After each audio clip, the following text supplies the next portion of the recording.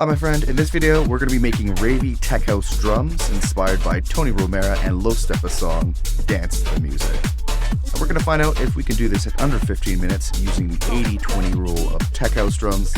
And what you're listening to right now is the track we'll be working on, and what you're looking at now is the Ableton project file that we'll be working on.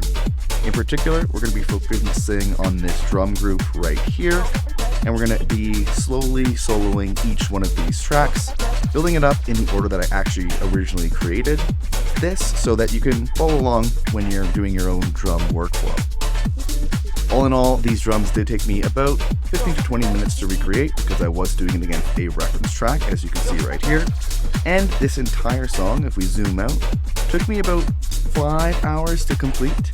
And as you can see, it's completely arranged, mixed, mastered, and ready to go. And if you want help finishing songs faster as well, I've made you a free bundle of templates, samples, and special bonuses that I use to completely finish one song per week. So visit the link that's in the description or on screen now to grab the ultimate song finishing toolkit for free. And let's jump into this. Alright. So first off, let's start with the kick. So in terms of the pattern, it's just a pretty simple 4 on the 4 kick pattern. On the 1, 2, 3, 4. Where things get a little bit more interesting is the sound design here for this kick. So what I did is, if you look at the bottom here, you can see that the sample is Dance to the Music extended mix and a bunch of numbers. And so what I did was simply dropped the actual song in here, Dance to the Music extended mix, as you can see right here. And I found a section of the song where the kick was playing, or just the drums were playing, and cut that off, and then just dragged it into a simpler in Ableton. And so when you're doing this, what I'd recommend is, ideally, if you have the extended mix, it's useful because you might want to look at the intro, and sometimes you might want to look at the outro, because sometimes there might be that kind of high pass filtered effect on the intro. You want to try to find a nice full sounding kick. Then in terms of what I did in terms of the sound design here, is when you drop this into simpler, if you go over to controls, what you want to do is click on envelope, and you want to bring the envelope all the way up. And so then what you can do then is adjust the frequency to remove any of the nonsense there. So if I just go ahead and zero this out and then bring the frequency up, this is originally what the sample sounded like. And so when you don't have the envelope up, if I go back, it has that kind of the filter rolled off kind of sound, which isn't as effective as when you just bring in the envelope. It's going to preserve kind of that top end transient and sound pleasant and a lot nicer. So that's kind of the idea there. Drop it into a simpler, bring up the envelope a bunch, and then drop down the frequency to taste, so that you're getting rid of a bunch of the other noise that might be showing up there. I think in this case it's some kind of white noise, that kind of stuff. Then other than that, the only other stuff that I'm doing here is I did add a bit of the drive and the filter here. So I just brought up the drive. I changed the filter type to SMP. It's just one that I kind of like the sound of. And then using a transient designer, I brought up the attack a bit to get kind of that punch, and then brought down the sustain a bit to kind of tighten up the sound a little bit. Other than that, what I do have going on here on the EQ is I have shelf filtering out the top end at about 500 hertz, and this is the way I've heard about it, some way to do it this way, and I've tested it, and it's nice, as opposed to always using the harsher like this, which you can hear it there. It kind of cuts off too much of it and doesn't sound natural. So when you use the shelf instead, or where was the shelf? When you use the shelf instead, it can have a bit more of a natural sounding way to remove some of the top end, if you'd like to remove some of the top end. Other than that, the main thing, and this is going to be one of the biggest tips here, is when you have a reference track in your DAW here, what you can do is set it up so you can flick between the actual track and your track, and you can choose your sounds and set the right volumes, and that's going to get you 80-20. The 20% of the effort is going to get you 80% of the way there by using a reference track to pick your sounds and set the volume. So really, there's not a lot of processing going on here. Main thing is sound selection, and then dialing in the volume while jumping back and forth between the reference track. Then moving on, the next thing that I added in was this open hi-hat. And so what we got going on here, if we jump into the MIDI pattern, is what I did was, usually I'll start off with kind of, as I highlighted here, that every other beat kind of open hi-hat classic sound. And I layered 2 different hat sounds on there, and then also layered on this kind of shaker sound, and then ended up adding a little bit of a pattern with it as well. And so that's what you kind of see here. In terms of the sound selection, again, what I was doing was jumping back and forth between the reference. I could kind of hear like a kind of a shaker or something like that in there. So that's what I aimed to recreate there with the open hi-hat. In terms of the processing here, just rolling off some of the lows, as you can see, around 284 hertz. I'm using a transient designer once again to remove some of the sustain to kind of tighten up the sound a bit. And then using a 1 knob saturator, just Ableton saturator, I just attached it to this kind of macro, so it's just a little easier to use, adding in a bit of saturation, and that is just about it. Next up, I added in these additional hi-hats. I'll just bring up the volume here so you can hear. There's a couple different sounds, and it's kind of creating that little groove. So if we look at the pattern, this is a little bit of what it looks like. We have a couple different sounds being triggered here. And generally what I'll do with this is maybe start with the first like half a bar, or the first bar in general, and then build this out, and then on the second half just make slight adjustments so there's a bit of like a call and response. In particular, it can be useful to also do something like this. So similar to the open hi-hat, start off with just the offbeat kind of sound, reinforcing the open hi-hat and giving it so that there's still that offbeat sound when you don't have the open hi-hat in the arrangement section of the when building of the track. And that's kind of a look at what we have here.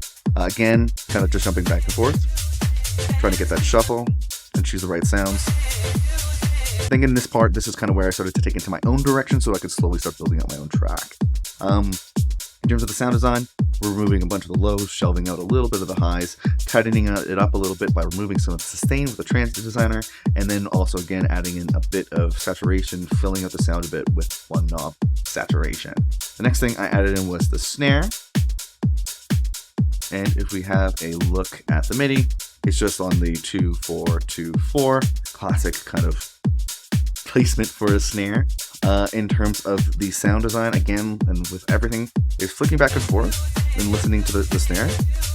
And you can kind of flick it in the time, trying to land it so it's musical, kind of help you figure out the right sound and placement and all that kind of stuff. With the snare, I find you usually kind of like listening more kind of you might hear a snare and a clap, usually the clap is a little bit wider and the snare is a bit more down the center for when you're trying to listen to it yourself. So again, main thing is sound selection and choosing the right volumes, because as you can see here in terms of the processing, there's nothing going on here, absolutely nothing. So that said, next up is the clap, so we'll add that in.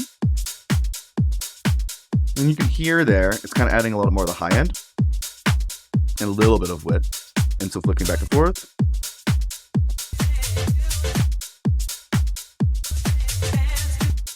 So you can hear, again, sound selection and volumes is really the main thing, because other than that, if we look at the pattern, what we just have going on here is just on the 2 and 4, just like the clap. And then in terms of the processing, we're moving some of the lows and adding in a bit of saturation to add some fullness to the sound. And then lastly, just a little bit of this 1 knob wider plugin, pushing it out of the middle, pushing it to the sides. Next up, what I usually like to do after that is, I find these are kind of like the core sounds. You're gonna have your kick, your open hi-hat, your hi-hats, snare, and clap. And then after that, what I usually like to do is add in top loops, maybe some kind of drum breaks, to add a bit of character and groove to it. So if I turn this on, you can hear it there. Let me bring up the volume so you can really hear it. And what I did here was just I found a drum break, just searching through Splice, something that sounded kind of cool, and nestled it in so it's not picking up too much of the sound. It's really just adding a little bit of extra here. This is a look at the sample. And then in terms of the processing, we're removing a bunch of the lows to make room for the kick and the bass, shelving out a bit of the highs so it's not, so just kind of mix it in a little bit. And then I do have a 1 knob sidechain, which is just ducking it away again from the kick and kind of giving it a bit of a groove, and then using that one knob width plugin here to just push things again to the sides a little bit. Then sometimes I'll layer in several different top loops. So this is the first one that I added in, and then this is the next one I added in. And you can hear this is a little bit more percussion-y with a hat layered in there as well. You can have a look at the sample here. Again, just looking up drum breaks, that kind of thing on Splice. In terms of the processing, removing some of the lows, shelving out some of the highs, using the one knob sidechain, one knob saturation, and then width again. Just kind of slowly building up, and you can hear it's slowly starting to add a lot more character to the drums. We can jump back forward. I think there's still a bit more kind of shaker sound in the reference, and so I believe that's what we're going to probably be adding in here. Yeah, so if we bring up the volume here, kind of a bit more of a shakery kind of vibe. Again, nestled in. I think if we compare them, there's still a bit more of a shaker sound, so I probably could have layered this in a little bit higher in terms of increasing the volume, but kind of happy with how this sounds. In terms of the processing, again, removing some of the lows, keeping that all space free for the kick and the bass. And then a bit of one knob sidechain, a bit of one knob saturation, and a bit of one knob width to bring things out. And then I guess really that is a look at the drums. And if we just go ahead and listen to everything in context, you can hear how it all sounds together. Boom. And that's it. That's kind of it there, right? So the main things I do want you to take home here is having a reference track so that you can, as you're building out your drums, you can be choosing the right sounds and setting the right levels. And again, that's going to be kind of the 80-20 rule of really nailing solid sounding drum mix. In addition to that, what you can do is also steal samples, like how we stole the kick. You can do the same thing for snares and hi-hats as well, by finding sections of the song that don't have a lot of musicality or other elements or other layers. It's going to be a lot easier to extract things so that you can use it in your own compositions. Hello again, my friend. Hopefully you found that video useful. If you'd like to follow along yourself with the 5-step song finishing checklist, there will be a link in the description below where you can get access to that completely for free, and it's going to help you finish your songs a lot faster and better than ever before. If you found this video useful, like and subscribe and all that good stuff, but really the best thing I can do for you is hook you up with that free checklist, so make sure you check that one.